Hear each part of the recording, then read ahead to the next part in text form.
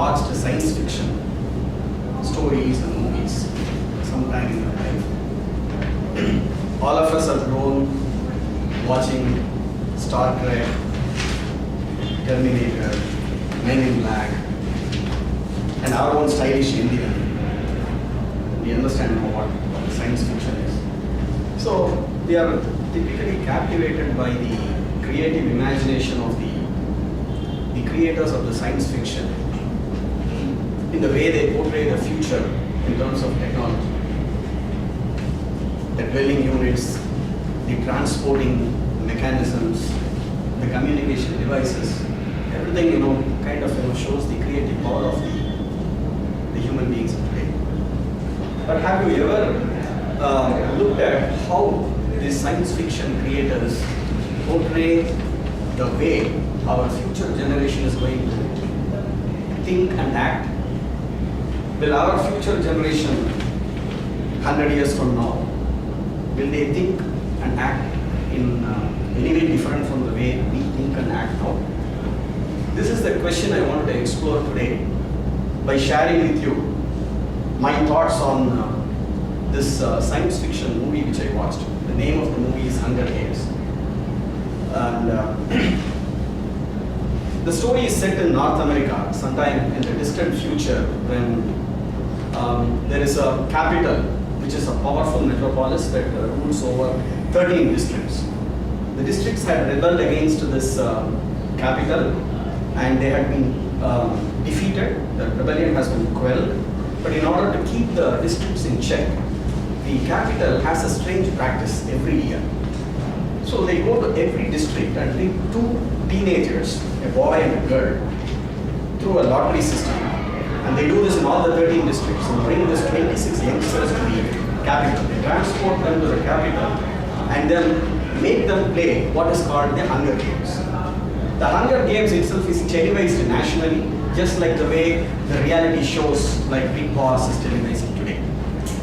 The only difference between this Big Boss and that Hunger Games is that in Hunger Games, these 26 tributes, as they are called, are let out into a jungle outside the capital. But the jungle is digitally controlled to create at will a cyclone, a heavy rain, lightning, thunder, attacking wild animals, and so on.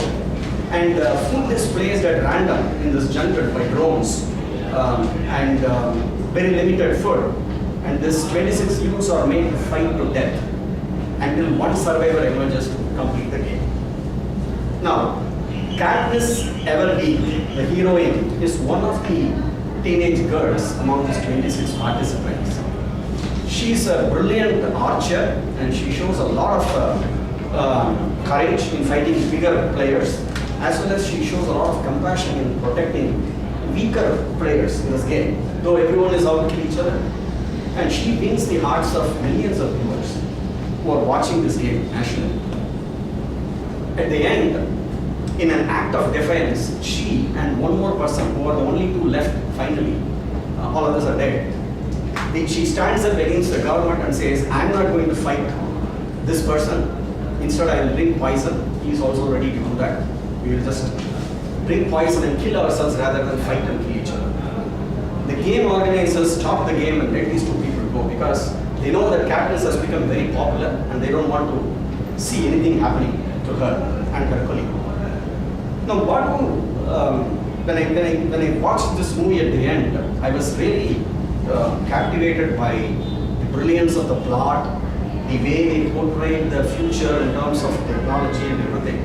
But one thing that surprised me is that the thoughts and actions of the individuals, I could not see that as any different from the way the people act today, humans act today. You take the government, which is a set of leaders, they're all forcing the people to live in a constant state of fear. And then there are these youths driven by competition, out to kill each other. There are youths who are brilliant, very agile and capable, but they want to show a sense of achievement by killing other people. And then there are other youths, who try to be always part of a gang, knowing very well they will be eliminated as well in future, even by some other member in the gang, but they still want to, be a part of the game. They want to be affiliated with are others like Katniss, who rises above this personal instincts, the basic instincts of fear, etc., torn between her kindness towards weaker people and all that, firmly stands and up against the government, defiant.